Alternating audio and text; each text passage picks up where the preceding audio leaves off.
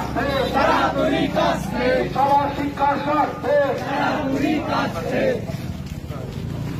ইনকাব জিন্দাবাদ এতে ভাই জিন্দাবাদ ভগবান বলায় পার্টি অফিস পুড়িয়ে দিলে কেন তৃণমূল জবাব দাও।